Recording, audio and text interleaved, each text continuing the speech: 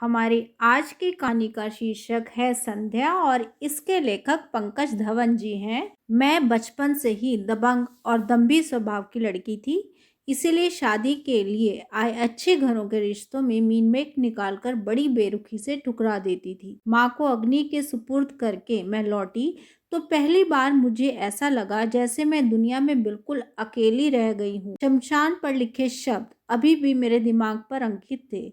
यहाँ तक लाने का धन्यवाद, बाकी का सफर हम खुद तय कर लेंगे। माँ तो परम शांति की ओर महाप्रस्थान कर गई और मुझे छोड़ गई इस अकेली जिंदगी में जूझने के लिए। माँ थी तो मुझे अपने चारों ओर एक सुरक्षा कवच सा प्रतीत होता था। शाम को जब तक मैं ऑफिस से न लौटती, उनकी सुनी आंखें मुझे खोजती रहती और मुझे देखकर अपना सारा प्यार उड़ेल देती। मैं भी माँ को सारे दिन के कार्यक्रमों को बताकर अपना जी हल्का कर लेती थी। ऑफिस में अपनी प्रतिष्ठा बनाए रखने के लिए मुझे एक चेहरा ओढ़ना पड़ता था, पर घर में तो मैं माँ की बच्ची थी, हट भी करती और प्यार भी। पर अब मैं बिल्कुल अकेली पड़ गई थी। कुछ दिन बाद ऑफिस के केबिन में बैठकर मैं सामने दीवार पर देखने लगी तो मन में ख्याल आया कि पापा के फोटो के साथ माँ की भी फोटो लगा दूं। मैं दरवाजा खोलकर मेरे निजी सचिव ने आकर बताया कि कुछ जरूरी कागज साइन करने हैं जो टेबल पर ही रखे हैं। मिश्रा जी, मेरी मानसिक हालत अभी ठीक नहीं है, मैं अभी कोई भी निर्णय नहीं ले सकती हूँ। अभी तो माँ को गुजरे 4 दिन भी नहीं हुए और इतना कहकर मैं भावुक हो गई। सॉरी मैडम, मुझे इस समय ऐसा नहीं कहना चाहिए था, कहकर वह वापस जाने लगे।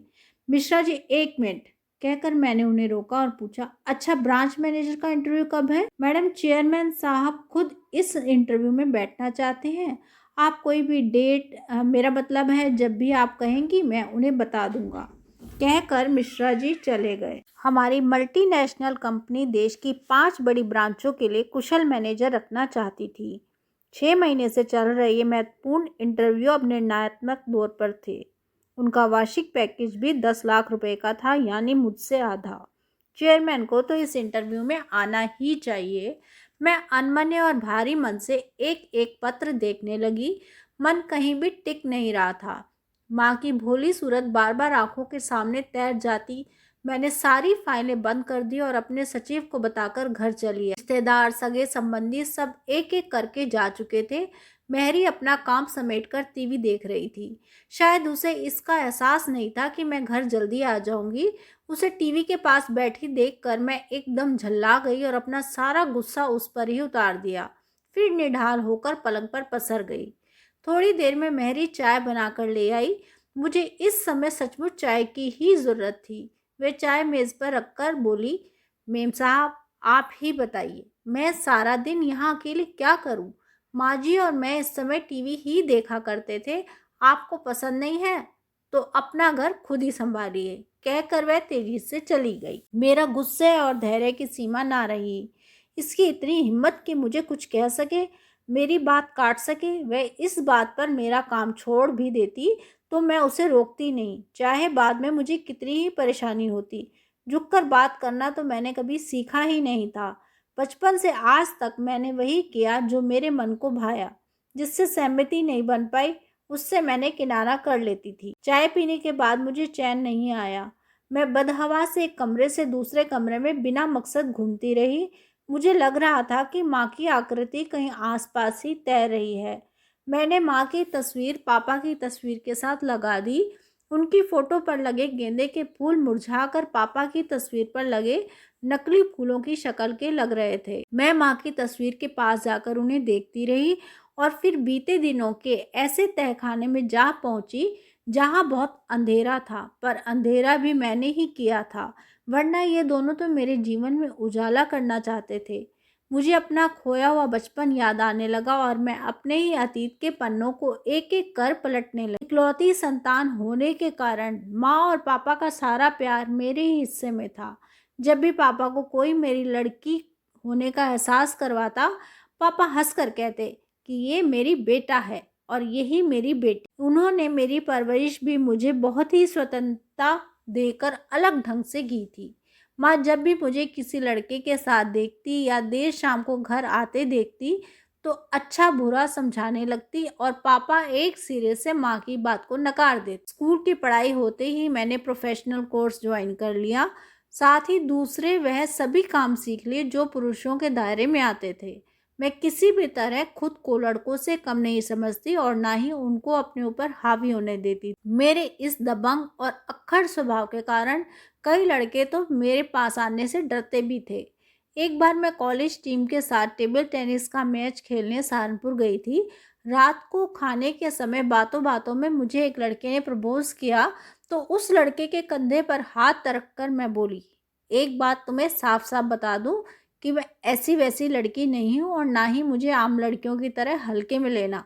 दोबारा मेरे साथ नाम जोड़ने की कोशिश भी मत करना। वह लड़का तो चुपचाप वहां से चला गया, पर मेरी अंतरंग सहेली वंदना ने मुझसे कहा, इतना गुस्सा भी ठीक नहीं है संध्या।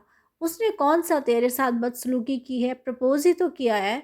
तू विनम्रता से इनकार कर देती, बात बात पर ऐसा गुस्सा रूप दिखाना ठीक नहीं है। ये बात हमारे कॉलेज में दावा नल की तरह फैल गई। मेरा कद 2 इंच और बढ़ गया। उसके बाद फिर किसी लड़के ने मेरी और आंख उठाने की भी हिम्मत नहीं। एमबीए करने के बाद मुझे एक से एक अच्छे ऑफर आने लगे। मैं भी दिखा देना चाहती थी कि मैं किसी से कम नहीं हूँ। पापा का वह हस्त तो सिर पर था ही। जहाँ मेरे साथ पढ़े लड़कों को 20,000 के ऑफर मिले, मुझे 45,000 का ऑफर मिला था। पापा को अब मेरी शादी की चिंता सताने लगी, पर मैं अभी ठीक से सेटल नहीं हुई थी। वैसे भी मुझे अपने लिए एक ऐसा घरवर ढूंढना था जो मेरी बराबरी और विचारों के अनुकूल हो। मैं पापा के अनुरोध को टालना भी नहीं चाहती थी और शादी करके अपना आने वाला सुनहरा कल गंवाना भी नहीं चाहती थी। इसलिए पापा जब भी कोई रिश्ता लेकर आते, मैं कोई ना कोई कमी निकाल कर इनकार कर देती। एक दिन माँ पापा ने मेरे पसंद और नापसंद के बीच झूलते हुए दुखी मन से कहा, शादी तो तुम्हें करनी ही पड़ेगी, यह समाज का नियम है। तुम अपनी नहीं तो हमारी चिंता करो, लोग कैसी कैसी बातें करते हैं। पापा की जिद के सामने मुझे झुकना ही पड़ा और मैं विनम्रता से बोली कि जो आपको उचित लगे और मेरे विचारों के अनुकूल हो, आप उससे मेरी शादी करा सकते। जल्दी ही एक जगह बात पक्की हो गई। लड़का भारतीय सेना में डॉक्टर था। मुझे इस बात से संतोष था कि वह मेरे साथ नहीं रहेगा और मैं मनचाही नौकरी कर लूँगी। शादी के दिन मैं बड़े अनमने मन से तैयार हो रही थी। मुझे चूड़ा और कलीरे पहनना, महंगे लहंगे के साथ ढेर सारे जेवर और कोहनी तक मेहंदी रचाना आदि आडंबर लगे। मैं सोचती रही कि जल्दी से किसी तरह निपटे तो इनसे मुक्ति मिले। हर श्रृंगार पर मैं पूछती थी कि इसके बाद तो कुछ नहीं बचा है। क्यों, पति से मिलने की इतनी जल्दी है क्या? सहेलियों ने पूछा। कोई और अवसर होता तो मैं कभी का उन्हें भगा चुकी होती, पर यह सामाजिक व्यवस्था थी, इस पर माँ पापा की इच्छा का भी ख्याल था। जितनी देर होती रही मेरा धैर्य चुकता रहा। उसी समय बारात आ गई। मेरी सहेलियां बारात देखने चली गई और मैं अकेले कमरे में बैठी थी।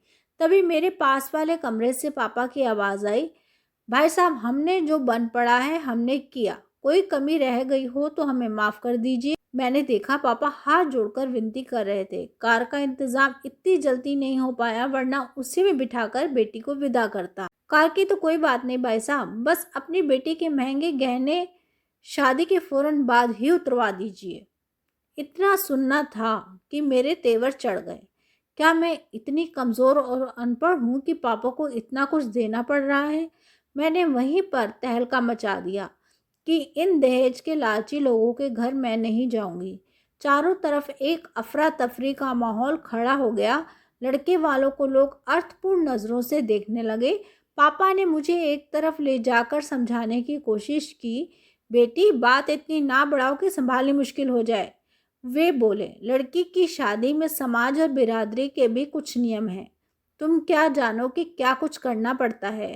बेटी पैदा होते ही अपना पिंजरा साथ लेकर आती है, इसमें लड़के वालों की कोई गलती नहीं। इतने में किसी ने पुलिस को खबर भेज दी। फिर क्या था, टीवी चैनल और प्रिंट मीडिया ने मुझे चारों तरफ से घेर लिया। मैंने जो सुना देखा था थोड़ा बढ़ा चढ़ाकर कह दिया। लड़के और उसके घर वाले तो सलाखों के पीछे पहुंच गए और मुझे रातों रात लोग पहचानने लगे। मैं इंटरव्यू पर इंटरव्यू देती रही और वे इसे छापते रहे। इसके बाद तो कई सामाजिक संगठन और समाज सेवी संस्थाएं आकर मुझे मान सम्मान देने के लिए समय मांगती रही। कुछ दिनों में यह बात ठंडी हो गई। पापा ने थाने में कई चक्कर लगाकर उन्हें दहेज के आरोप से मुक्त करवा दिया और उन पर लांछन तो लग ही चुका था। पापा उस दिन के बाद अंतर्मुखी हो गए और माँ भी जरूरत भर की बातें ही करती। इस हादसे से पापा इतना टूट गए कि दुनिया से उन्होंने नाता ही तोड़ लिया। हाँ, मरने से पहले पापा बता गए थे कि लड़के वालों की तरफ से कोई दहेज की मांग नहीं थी। कार देने का वादा तो मैंने ही किया था और गहने उतरवाने की बात पहले से ही तय थी। देर रात को मेरा इतना श्रृंगार करके होटल में जाना अनचाहे तूफान से बचने का उपाय था, पर तब तक बहुत देर हो चुकी।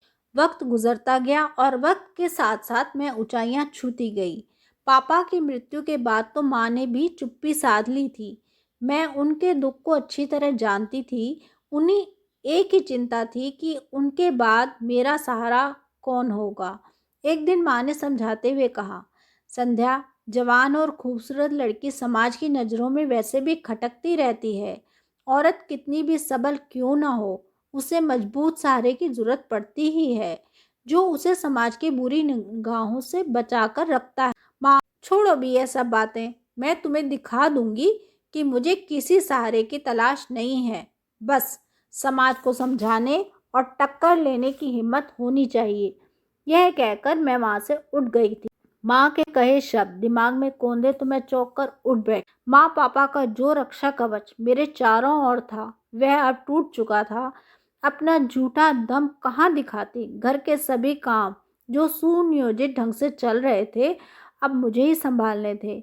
मुझे इन 4 दिनों में ही अपना अंधकार में भविष्य नजर आने लगा था। इस प्यारी सी कहानी को यहीं समाप्त करते हैं। धन्यवाद। प्लीज़ सब्सक्राइब, लाइक और शेयर जरूर करें।